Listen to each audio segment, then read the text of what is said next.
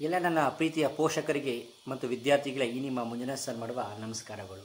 So ಇಂದಿನ ವಿಷಯ slow learners, ಅಂದರೆ ಅತಿ ನಿಧಾನಗತಿಯಲ್ಲಿ ಓದ್ತಕ್ಕಂಥದ್ದು, ಅಂದರೆ ಕಲಿಕೆಯಲ್ಲಿ ಹಿಂದುಳಿದಿರ್ತಕ್ಕಂಥದ್ದು ಅಂತ ನಾವು ಹೇಳ್ಬೋದು. ಅಂದರೆ ಅವ್ರನ್ನ ದಡ್ರು ಅಂತ ನಾವು ಹೇಳಲಿಕ್ಕಾಗಲ್ಲ, ಯಾಕಂದರೆ ಯಾವ ಮಗು ಸಹ ದಡ್ರಿಲ್ಲ. ಸೊ ಹುಟ್ಟಿದ ತಕ್ಷಣ ಎಲ್ಲರೂ ಸಹ ಅದರದ್ದೇ ಆಗಿರ್ತಕ್ಕಂಥ ಜ್ಞಾನ ಇರುತ್ತೆ. ಅದಕ್ಕೆ ನಾವು ಹೇಗೆ ಆ ಜ್ಞಾನವನ್ನು ಫಿಲ್ ಮಾಡ್ತಾ ಹೋಗ್ತೀವಿ, ಆ ಮಗು ಹಾಗೆ ಬೆಳವಣಿಗೆ ಆಗುತ್ತೆ. So very simple, how we find out the slow learners in the class or outside of the class anyway. So ಹೇಗೆ ನಾವು ಫೈಂಡ್ ಔಟ್ ಮಾಡೋದು? Very simple. ಸ್ಲೋ ಲರ್ನರ್ ಅಂದರೆ ಕಲಿಕೆಯಲ್ಲಿ ಹಿಂದುಳಿದಿರ್ತಕ್ಕಂಥದ್ದು, ಅಂದರೆ ತುಂಬ ಜಾಸ್ತಿ ಚೆನ್ನಾಗೂ ಓದೋದಿಲ್ಲ, ಒಳ್ಳೆಯ ಸ್ಕೋರನ್ನು ಸಹ ಮಾಡೋದಿಲ್ಲ. ಈ ಕಡೆ ಬಂದಾಗ ತುಂಬ ನಾವು ಲೆಸ್ ಮಾರ್ಕ್ಸನ್ನು ಸಹ ತಗೊಳ್ಳೋದಿಲ್ಲ. ಅಂಥವ್ರು ನಾವು ಸ್ಲೋ ಲರ್ನರ್ಸ್ ಅಂತ ಕರಿತೀವಿ. ಅಂದರೆ ಅವ್ರು ಕಲಿತಾರೆ, ಬಟ್ ತುಂಬ ನಿಧಾನವಾಗಿ ಕಲಿತಾರೆ. ಸೊ ಅಂಥವು ಮಕ್ಕಳನ್ನ ನಾವು ಸ್ಲೋ ಲರ್ನರ್ ಅಂತ ಕರಿತಾ ಹೋಗ್ತೀವಿ. As a parents, as a teacher, ನಾವು ಏನನ್ನು ಮಾಡಬೇಕು ಸ್ಲೋ ಲರ್ನರ್ಸ್ಗೆ? Very simple.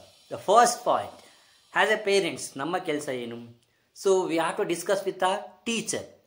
ಒಂದು ಸಬ್ಜೆಕ್ಟ್ ಟೀಚರ್ ಹತ್ರ ಫಸ್ಟ್ ಡಿಸ್ಕಷನ್ ಮಾಡಬೇಕು, ನಮ್ಮ ಮಗು ಯಾವ ವಿಷಯದಲ್ಲಿ ಸ್ಲೋ ಲರ್ನರ್ ಅಥವಾ ಕಲಿಕೆಯಲ್ಲಿ ಹಿಂದುಳಿದಿದೆ. That is the first point. Then the second point, ಆ ಮಗು ಯಾವ ವಿಷಯದಲ್ಲಿ ಹಿಂದುಳಿದಿದೆ ಅದಕ್ಕೆ ತಕ್ಕನಾಗಿರ್ತಕ್ಕಂಥ ಸೊಲ್ಯೂಷನ್ಸನ್ನು ಹುಡುಕಬೇಕು. ಆ ಟೀಚರ್ ಹೇಳ್ತಿದ್ದಾಗೆ ಮಗುನ ಇಟ್ಕೊಂಬೇಡ, ನೀನು ಓದೋದಿಲ್ಲ, ಬರೆಯೋದಿಲ್ಲ, ವೇಸ್ಟ್, ಹಾಗೆ ಹೀಗೆ ಅನ್ನೋದಲ್ಲ, ನೆವರ್. ಸೊ ಉದಾಹರಣೆಗೆ ನೀವು ಒಂದು ರೈಟಿಂಗ್ ಸ್ಕಿಲ್, ಒಂದು 2 ಅವರಲ್ಲಿ ಎಕ್ಸಾಮ್ ಬರೀಬೇಕಾಗುತ್ತೆ. ಆ ಮಗು 2 ಅವರ್ ಎಲ್ಲನೂ ಸಹ ಮುಗಿಸೋದಿಲ್ಲ, ಅದು ರೈಟಿಂಗಲ್ಲಿ ತುಂಬ ಸ್ಲೋ ಇರುತ್ತೆ. ಅದಕ್ಕೆ ಬೇಕಾಗಿರ್ತಕ್ಕಂಥ ಮಾಹಿತಿ ಏನು?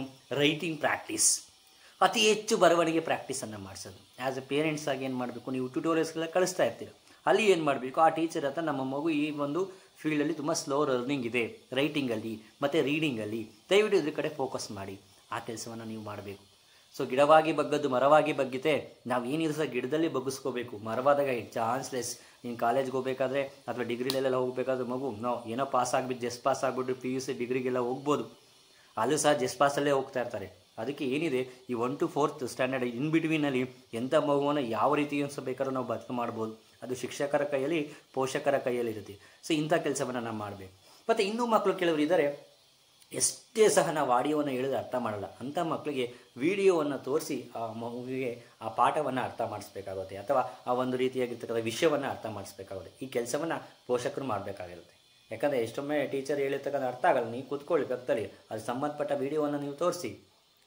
ಮ್ಯಾಥ್ಸ್ ಎಲ್ಲ ಇರ್ಬೋದು, ಸೈನ್ಸ್ ಎಲ್ಲ ಇರ್ಬೋದು, ಏನು ಪ್ರಾಕ್ಟಿಕಲಾಗಿ ನೀವೇನು ಬೇಕಾದ್ರೂ ಸಹ ಮಾಡ್ಬೋದು.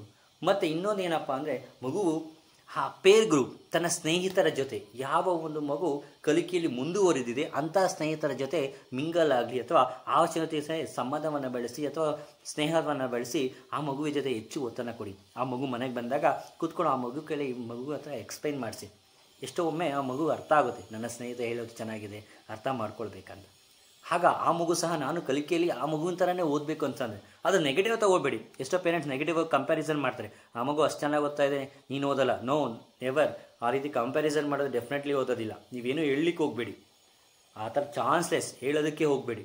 ಏನಾದರೂ ನೀವು ಆ ಥರ ಹೇಳಿದ್ರೆ ಮಗು ಮತ್ತೆ ಕಲಿಕೆಯಲ್ಲಿ ಹಿಂದುಳಿಯುತ್ತೆ. ಆ ಮಗು ಉತ್ತಮವಾಗಿ ಕಲಿಕೆಯಲ್ಲಿ ಮುಂದುವರಿತಕ್ಕ ಮಗುವಿನ ಜೊತೆ ಫ್ರೆಂಡ್ಶಿಪ್ಪನ್ನು ಬೆಳೆಸಿದೆಯಾ, ವೆರಿ ಗುಡ್, ಅಪ್ರಿಷಿಯೇಟನ್ನು ಬನ್ನಿ. ಯಾಕಂದರೆ ಕಲಿಕೆಯಲ್ಲಿ ಡೆಫಿನೆಟ್ಲಿ ಮುಂದೆ ಬರ್ತಾನೆ. ಮತ್ತು ವಿಷಯಗಳ ಸಂಗ್ರಹ.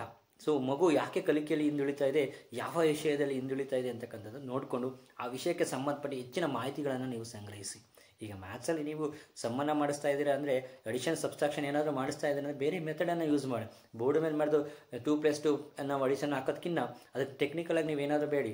ಸೊ 2 ಬಾಲ್ಗಳನ್ನ ತೊಗೊಳ್ಳಿ, ಮತ್ತು 2 ಬಾಲ್ಗಳನ್ನ ತೊಗೊಳ್ಳಿ, ಈ 2 ಬಾಲ್ 2 ಸೇರಿಸಿ ಎಷ್ಟಾಗುತ್ತೆ, ಈ ರೀತಿ ಬೇಸಿಕ್ ಆಗಿರ್ತಕ್ಕಂಥ ಮಾಡ್ತಾ ಹೋದರೆ ಮಗು, ಸ್ಪೆಷಲಿ 1 to 4th ಈ ಒಂದು ಏಜಲ್ಲಿರ್ತಕ್ಕಂಥ ಮಕ್ಕಳಿಗೆ ತುಂಬಾ ಬೇಕಾಗಿರ್ತಕ್ಕಂಥದ್ದು.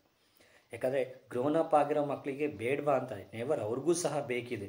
ಗ್ರೋನಪ್ ಆಗಿರೋ ಮಕ್ಕಳಿಗೆ ಸಹ ನಾನು ಅದನ್ನು ಹೇಳ್ತಾ ಹೋಗ್ತೀನಿ. ಬಟ್ ಎಸ್ ಪೋಷಕರಾಗಿ ಈ ಹಂತದಲ್ಲಿ ಮಾಡಬೇಕು. ಮೊದಲು ಪೋಷಕರಾಗಿ ನಿಮ್ಮ ಮಗು ಕಲಿಕಾ ಮಟ್ಟ ಯಾವ ರೀತಿ ಇದೆ ಅದನ್ನು ತಿಳ್ಕೊಂಡು ಅದರ ಬಗ್ಗೆ ಮುಂದುವರಿಸ್ತಾ ಹೋಗಬೇಕು. ನಿಮ್ಮ ಓದಲ್ಲ ಓದಲ್ಲ ಓದಲ್ಲ, ಎಸ್ ಓದಲ್ಲ ಅಂದರೆ ಒಂದು ಸೊಲ್ಯೂಷನ್ ಪ್ರಾಬ್ಲಮ್ ಇದೆ. ಈಗ ನಾನು ದೊಡ್ಡ ಶ್ರೀಮಂತ ಆಗಲಿಲ್ಲ ಅನ್ನೋದಕ್ಕೊಂದು ಪ್ರಾಬ್ಲಮ್ ಇದೆ. ಈ ಶ್ರೀಮಂತ ಆಗಿಲ್ಲ ಅಂದ್ರೂ ಪರವಾಗಿಲ್ಲ, ಮಧ್ಯಮದಲ್ಲಾದ್ರೂ ಇರ್ಬೋದು, ಮನಸ್ಸು ಮಾಡಿದ್ರೆ ಆಗ್ಬೋದು ಅಲ್ವಾ.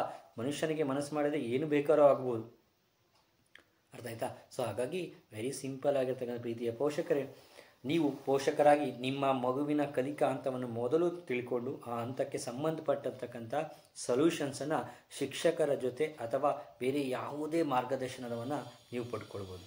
ಸೊ ಇಲ್ಲದೆ ಸುಮ್ಮನೆ ಮಗುವಿನ ಮೇಲೆ ಯಾವುದೇ ರೀತಿ ಬ್ಲೇಮನ್ನು ಮಾಡಬೇಡಿ. ಇಷ್ಟು ವಿಷಯವನ್ನು ಹೇಳ್ತಾ ಇಂದಿನ ವಿಡಿಯೋವನ್ನು ಮುಗಿಸ್ತಾ ಇದ್ದೀನಿ. ಧನ್ಯವಾದಗಳು.